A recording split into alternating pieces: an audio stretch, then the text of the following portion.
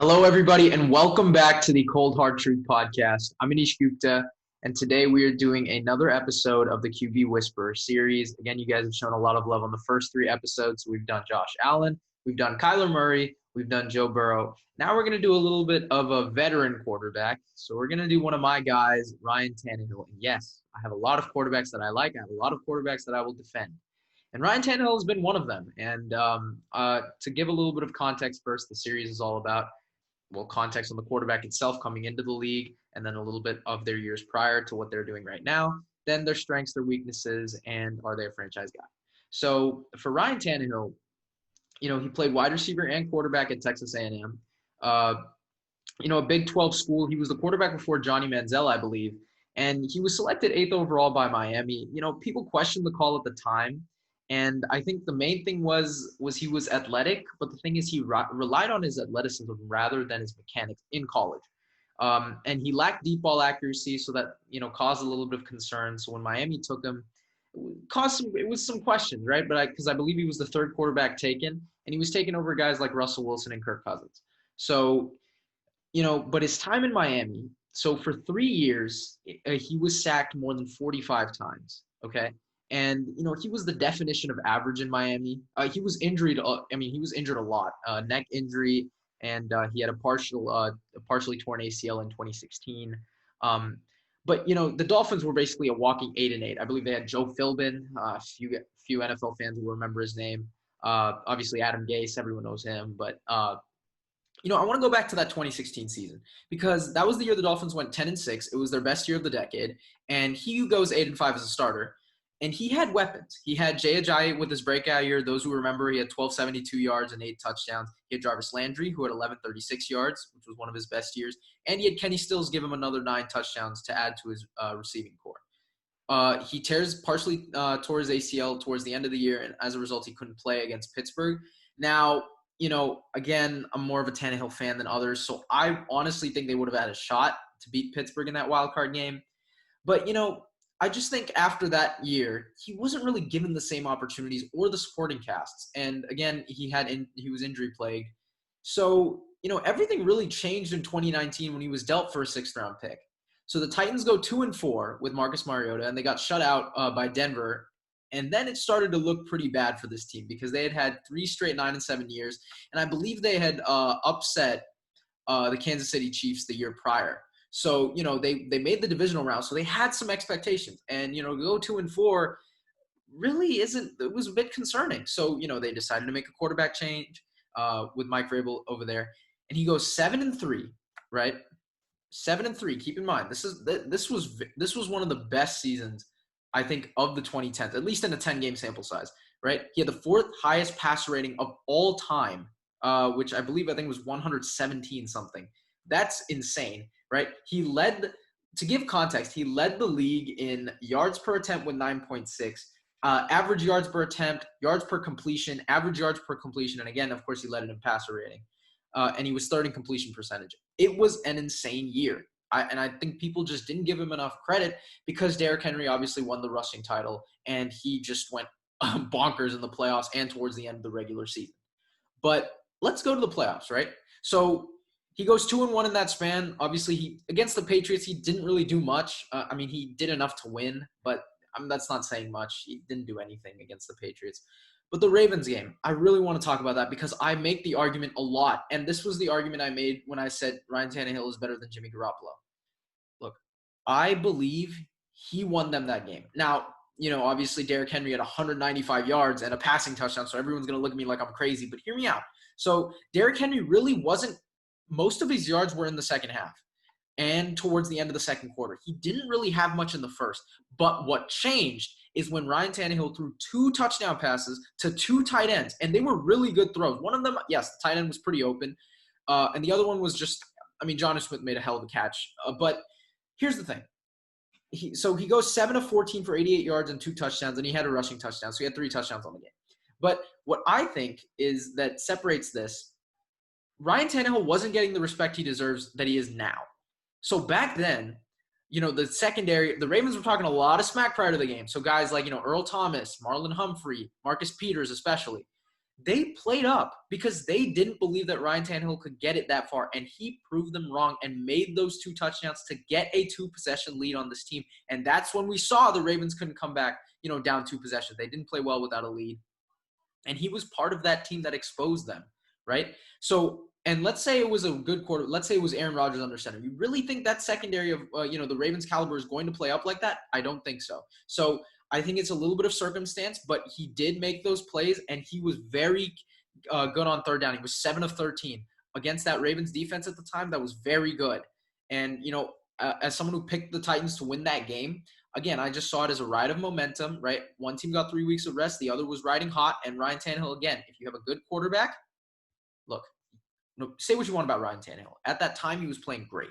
And I was a believer that he was going to continue it into this year. Now, there were a lot of people who said it was a fluky year. A lot of people had the Titans dropping off, right? But what is he right now? He's 8-3. And he has been great. I think he, put it in perspective, I think he has 22 touchdowns, 4 picks. This is prior to the game against the Colts. But, he's been terrific.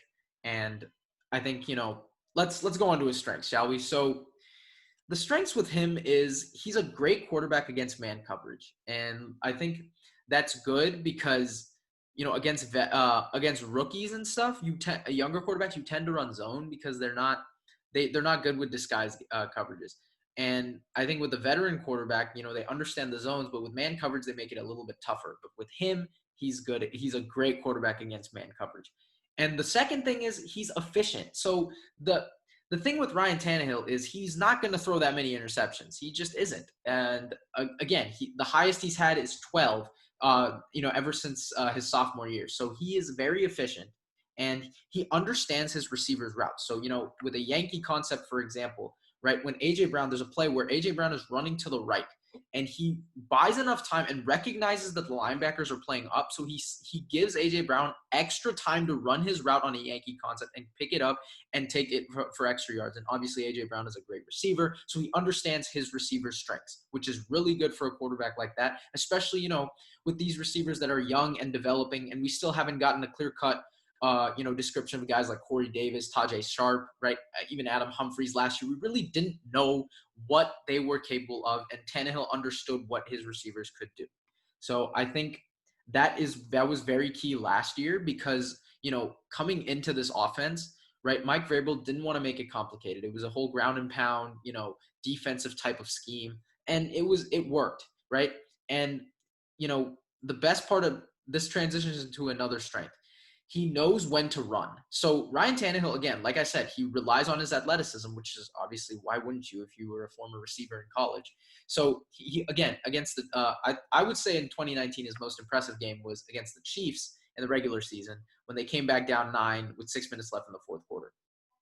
He knows when he needs to move out the pocket, and he is not afraid to take the hit, obviously. But the thing is, he doesn't take all of them. He doesn't take those unnecessary hits rolling out of the pocket. And it just shows that because he's great off play action. That's another thing that aids to his strengths. But here's why he's great off play action. So in 2016, when he goes 8-5, right? He was 8-0 when his team had greater than 80 rushing yards, and he was 0-5 when the team had less than 80 rushing yards. I think that's pretty clear that, in Ryan Tannehill, not necessarily needs it, but he thrives off a good running game. And this was 2016, not 2019. So this was with the Dolphins with Jay Ajayi.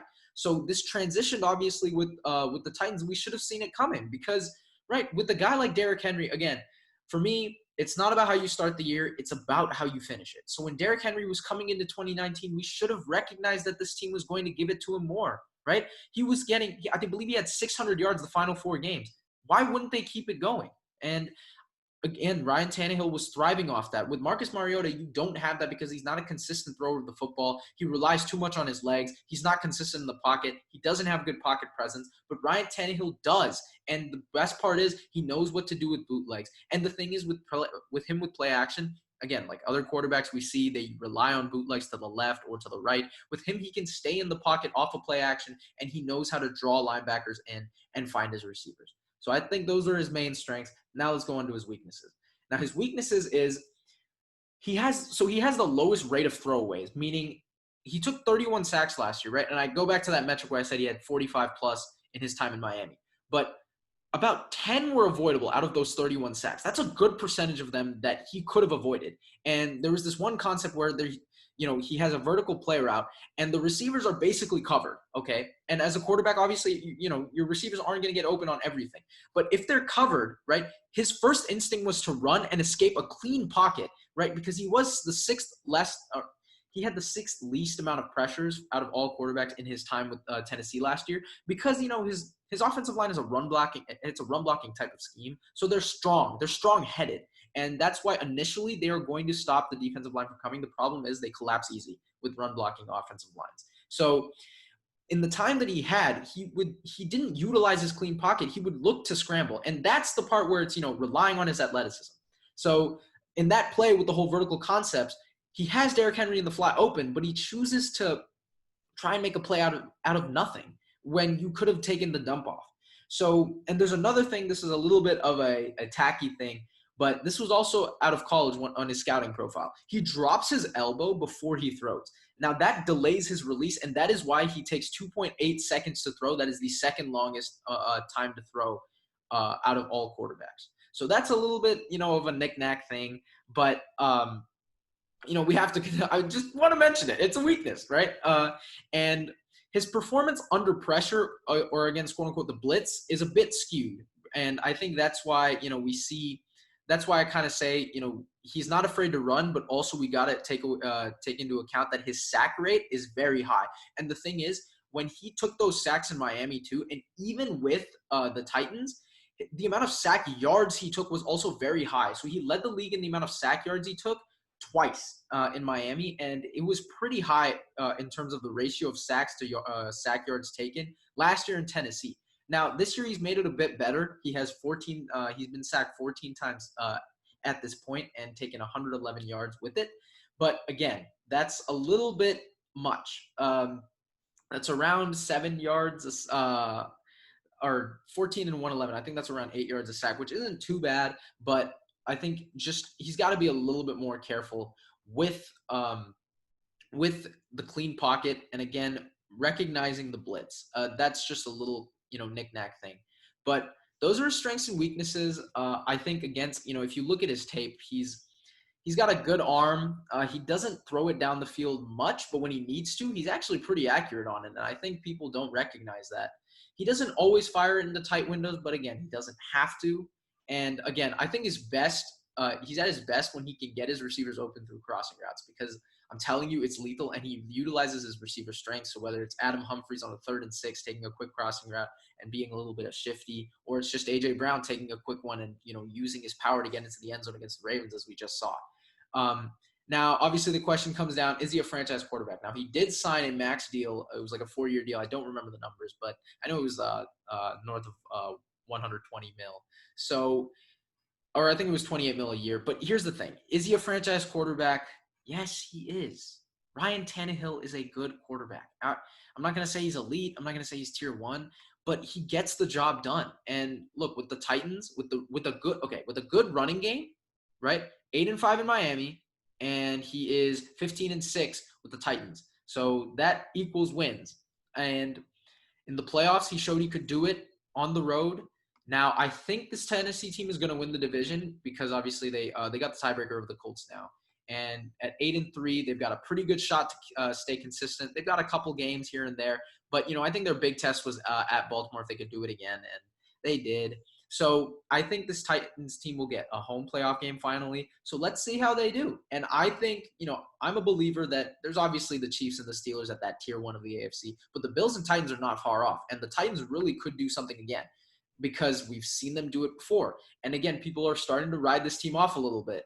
And with Ryan Tannehill, you really can't do that. They tried to ride him off in Miami. It didn't really work. He's doing great with Tennessee. And they're trying to ride him off again. And I'm here to tell you right now, don't count him out just yet.